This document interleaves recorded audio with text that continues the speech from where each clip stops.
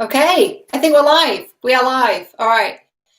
I'm going to get better at these lives, I promise. Welcome to this week's episode of Love Bites, which we are streaming live for the first time. This is brand new. It is inspired from last week's series of live videos, which went really, really well. And I got some really great feedback from you all, and you all really enjoyed it. I enjoyed it too. So for the foreseeable future, where possible, I'm going to be delivering our weekly videos live. Maybe I'll do more than one video. Who knows? We will see. We will see. The focus of this week's video is how to forgive someone who hurt you deeply.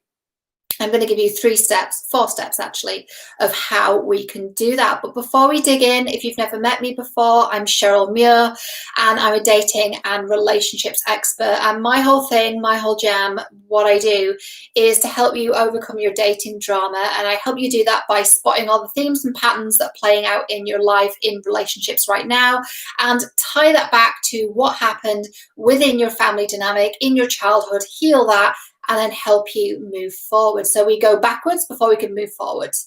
So often in relationships, we are trying to move beyond where we're at, and we're trying to move forward from a place of escaping pain, running away from pain, when it's actually really, really powerful for us to just stop and think and feel and take a moment to just go back and uncover what happened within our family, unlock those secrets of our family dynamic that we perhaps haven't thought about and certainly haven't told another person about. So that's the work that I do. I have courses, I have private coaching, I have this YouTube channel.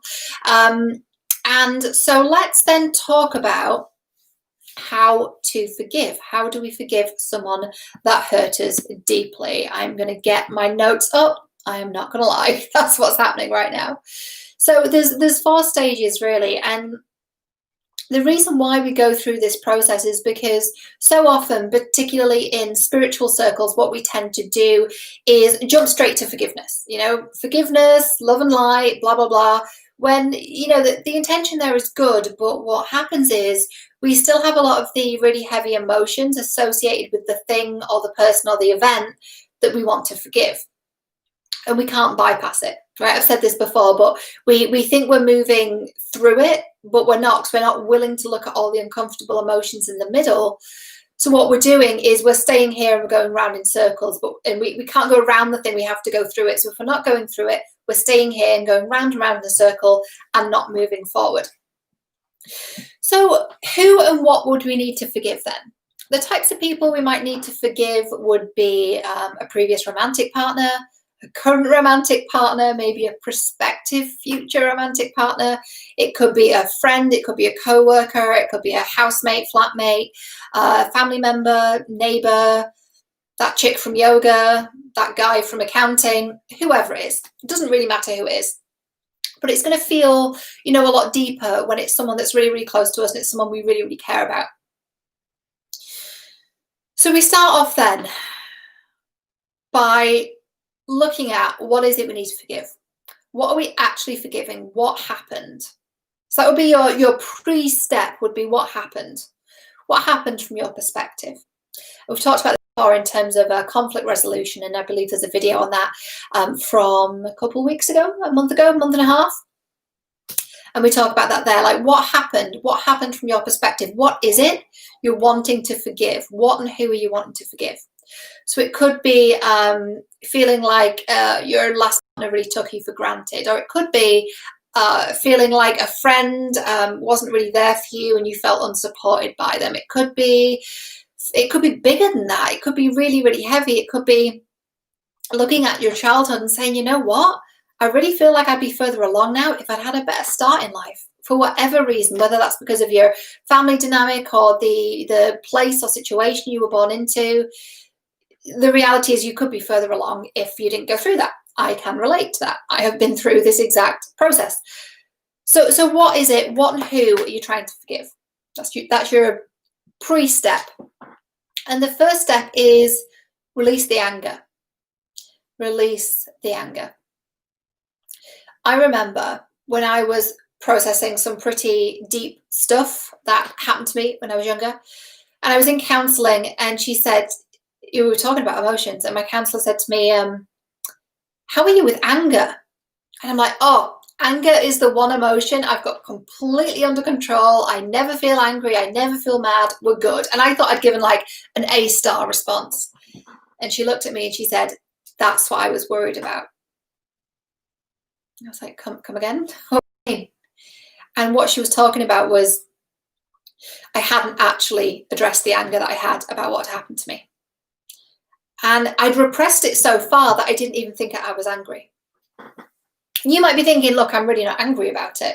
Maybe you're genuinely not. Maybe you're genuinely not. But do an anger release exercise and see what comes up for you. So what does an anger release exercise look like? Well, what it looked like for me was having my coach counselor person agree to some trigger phrases with me that were associated with a traumatic event. I then had, she handed me a yoga mat that was rolled up and duct taped. There was a punching bag that she'd, like a boxing punching bag, like one of those big heavy ones that hangs with chains from the ceiling. She'd laid that down on the floor. And our process, and she explained it all beforehand, our process was she would shout these pre-agreed to trigger phrases at me and get me all riled up and mad as hell. And then I would take the rolled up yoga mat and beat the crap out of the boxing bag that was laying on the floor. That is what the anger release was. And for someone who said she didn't have any anger, you know, I had a lot. I remember not being able to pick up a mug of tea for 3 days, and it hurt when I opened doors. I had more anger than I had physical strength. It felt like I'd done an intense workout. So how can you release anger then? Well, there's a number of things you can do. It is physical. Releasing anger is physical. It's not, you can't meditate anger away. You can't journal it away. You've got to get it out of your body. And we do that with physical exercise. This is also why a lot of people that are very aggressive and that kind of get into fisticuffs tend to be, did I just say fisticuffs? That just happened. People that tend to get into fights, like physical scraps, physical altercations, they tend to have a lot of unresolved anger. So some ways that you can release that then is to take up something like kickboxing, either at a gym, if you can go to a gym, if there's one near you, if it's open because of lockdown and stuff, or you can just Google like kickboxing workouts and find one on YouTube.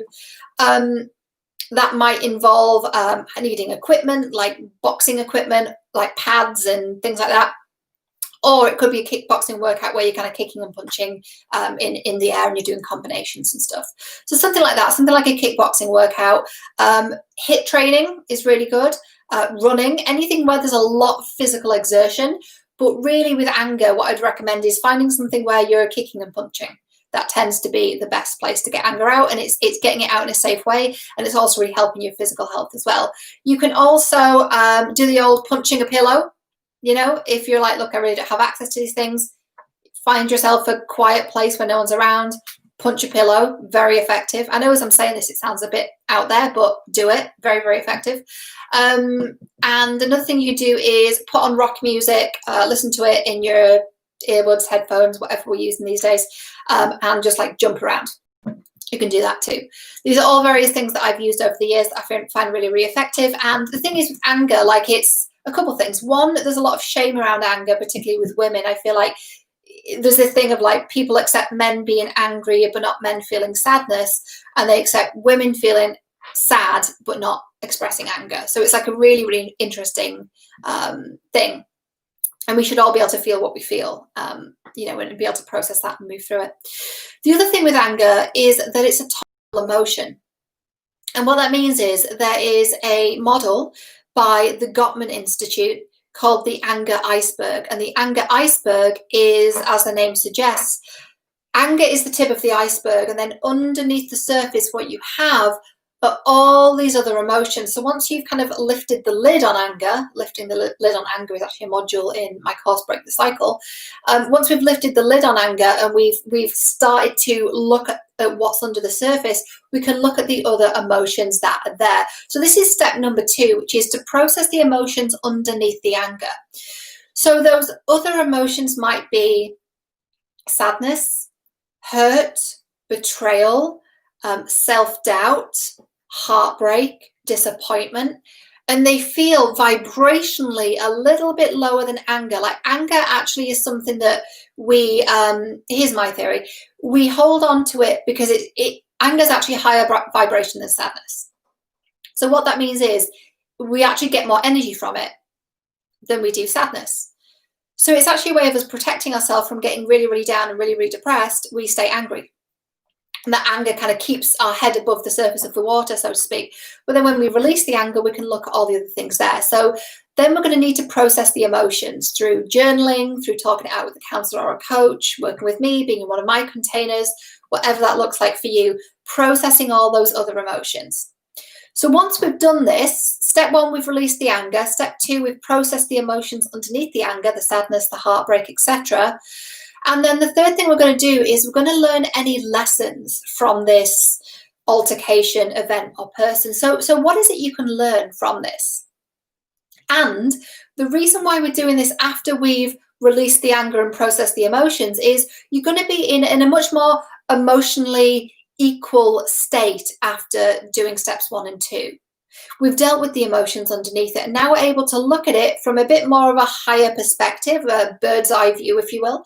And we're able to look down and go, okay, so what can I learn from this? Well, what I can learn is I missed some red flags in that relationship. Good old red flags. I was asked recently in an interview what are red flags and how do you spot them? And I said, well, red flags are obvious, right? It's people being rude, it's people lying, it's people letting you down, it's people being non-committal, it's people showing you who they are and they show themselves to be a pretty awful person. Believe them when you see that. Believe that. Or if they're saying something like, oh, I'm just a complete arsehole, or, you know, I'm a bitch. If they're saying that, go, okay, thank you. Thanks for sharing that. I mean, don't say that out loud to them, but in your head, you just go, okay, they've told me who they are, right? Because I don't know about you, but I don't go around saying those things about myself to people because I'm not that person. But if someone's going, oh yeah, I'm just an arsehole, oh yeah, I'm terrible, like, okay, note taken, note to self. So we can look back then and figure out, well, what can I learn and how can I actually use this situation to grow and evolve? We can't even see that when we're still angry. We can't see that when we're still sad and heartbroken over it, all of which is perfectly valid, by the way. All these emotions are valid, but we can't see that when we're in it. It's like the clouds are in the way, and by dealing with all the emotions, we move the clouds and then we can see, and then we get to learn the lesson. So once we've done that, the fourth and final step is we forgive. We forgive. We release the anger. We process the emotions underneath the anger. We learn any lessons from the altercation, and then we forgive. Because forgiveness is a natural step after those three things. We can't go from the betrayal, the hurt, the heartbreak, the anger, all of that, and just go, I'm going to forgive you. We haven't worked through it.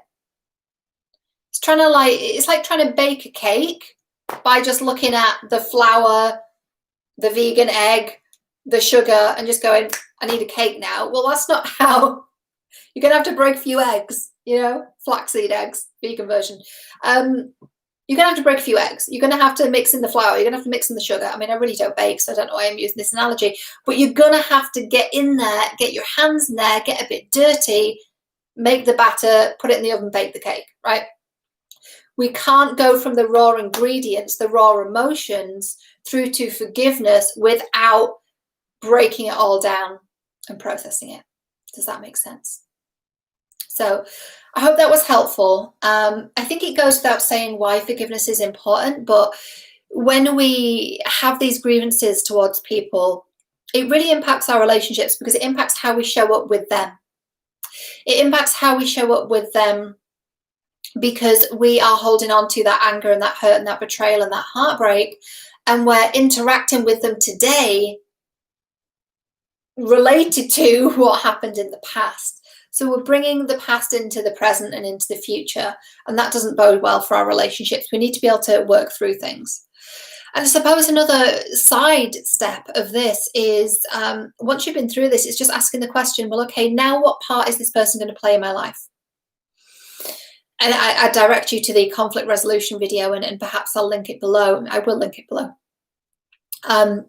With the conflict resolution video, I go through this process, and you get to decide then if this is someone you want in your life or not. And it might be that you don't, or it might be that you do and you need to speak to them and resolve it with them. But yeah, I'll leave that for the conflict resolution video because that's really linked to that.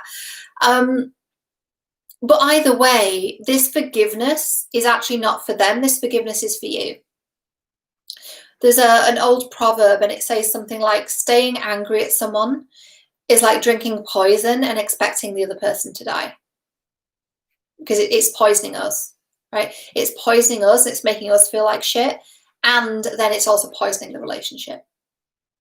So I don't think I need to go through those steps again. I think I labored the point enough. Yeah. And on the note of forgiveness as well, once you've gone through this, if you want to forgive, I have a really beautiful meditation. It's called the Inner Child Healing Meditation. And it actually works you through the process, once you're under this kind of hypnosis, meditation, healing, of forgiving your parents, caring and nurturing for your inner child, and also really nurturing their inner child as well. It's absolutely beautiful.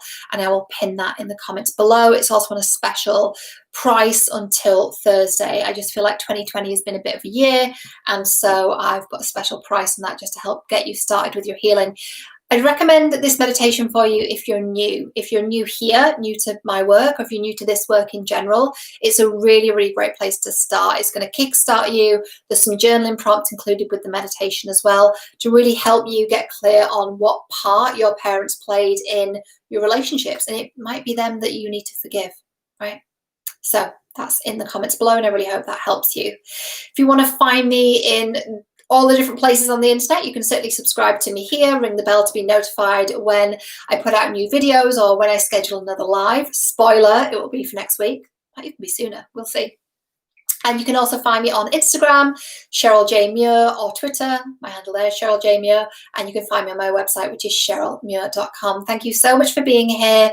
You can absolutely work through this. And remember, forgiveness is just an opportunity to learn, grow, and evolve. Thanks for watching, and I'll see you next time.